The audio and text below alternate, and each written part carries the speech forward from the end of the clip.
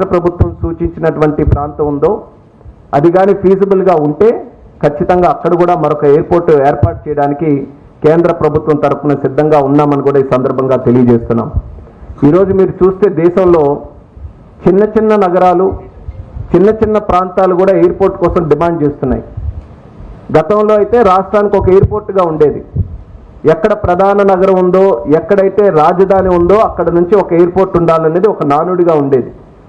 కానీ ఈరోజు పెద్ద ప్రాంతం కాదు, చిన్న ప్రాంతం కాదు, ఎక్కడ ప్రజలు ఉంటున్నారో అక్కడ ఖచ్చితంగా ఒక ఎయిర్పోర్ట్ ఉండాలనేటటువంటి ఆలోచన, ఒక యాస్పిరేషన్ ఈరోజు భారతీయులందరిలో కూడా వచ్చింది.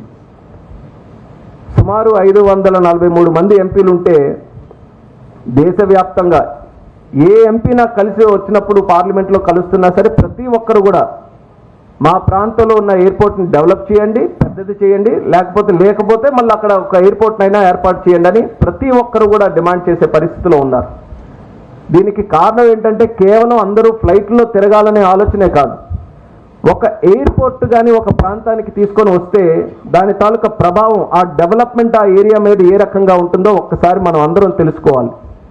రియల్ ఎస్టేట్ డెవలప్మెంట్ కానీ, పర్యాటక రంగం కానీ, జాబ్ క్రియేషన్ కానీ, లేకపోతే ఎకనామిక్ యాక్టివిటీ కానీ, మ్యానుఫ్యాక్చరింగ్ సెక్టర్ కానీ, ఇలా ఏ రంగం తీసుకున్న ఒక్క ఎయిర్పోర్ట్ అనే పేరుతో ఒక దగ్గర ఎక్కడైనా మనం ఒక నిర్ణయం తీసుకుంటే ఆ ప్రాంతం తాలూకా రూపురేఖలే ఈరోజు మారిపోయే పరిస్థితికి వస్తుంది. ఆ శక్తి ఒక ఎయిర్పోర్ట్కి ఈరోజు ఉంది.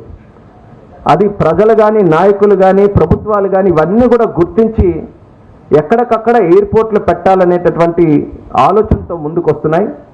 అది దేశానికి కూడా అది ఒక మంచి ఆలోచనను కూడా ఈ సందర్భంగా తెలియజేసుకుంటున్నాను.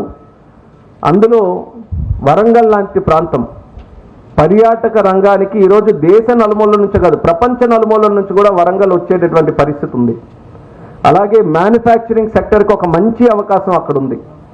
టెక్స్టైల్ ఇండస్ట్రీకి ఒక మంచి అవకాశం వరంగల్ ప్రాంతంలో ఉంది.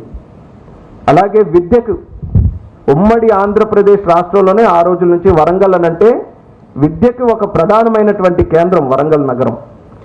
అటువంటిది మన ఎయిర్పోర్ట్ కానీ ఎంత ఆపర్చునిటీ, ఎంత పొటెన్షియల్ ఉన్నటువంటి వరంగల్ ప్రాంతానికి ఒక ఎయిర్పోర్ట్ కనెక్టివిటీ కానీ మనం ఇవ్వగలిగితే బ్రహ్మాండంగా ఇంకా భవిష్యత్తులో డెవలప్ అయ్యి ప్రధానమైనటువంటి నగరాలు, దేశంలో ఉండేటటువంటి ప్రధాన నగరాలతో పోటీ పడే అవకాశం వరంగల్ ప్రాంతానికి వస్తుంది. అది ఎన్డీఏ ప్రభుత్వం తాలూకు ఆలోచన. మరొక విషయం షేర్ చేసుకోవాలనంటే ఇప్పుడున్నటువంటి శంషాబాద్ ఎయిర్పోర్ట్ కూడా 98లో ఆ రోజు ముఖ్యమంత్రిగా నారా చంద్రబాబు నాయుడు గారు ఉమ్మడి రాష్ట్రానికి ఉన్నప్పుడు ఆయన ఆలోచనతో అక్కడ అంగీకరించి ఆ రోజు ఒక విత్తనం అనేది శంషాబాద్లో ఒక ఎయిర్పోర్ట్ ఉండాలనే విత్తనం చంద్రబాబు నాయుడు గారు ఆ రోజు వేశారు. ఆ రోజుల్లో శంషాబాద్ అని అంటే ఎవరికి ఎక్కడుందో కూడా సరిగ్గా తెలియదు. అసలు నగరం అంతా హైదరాబాద్ ఎక్కడున్నప్పుడు శంషాబాద్లో ఎయిర్పోర్ట్ పెడితే ఎవరు వెళ్తారు, ఏం జరుగుతుందని అనుకునేవాళ్ళు. దానికి కూడా 5,000 ఎకరాలు కావాలా ఎయిర్పోర్ట్ అని అనేవాళ్ళు.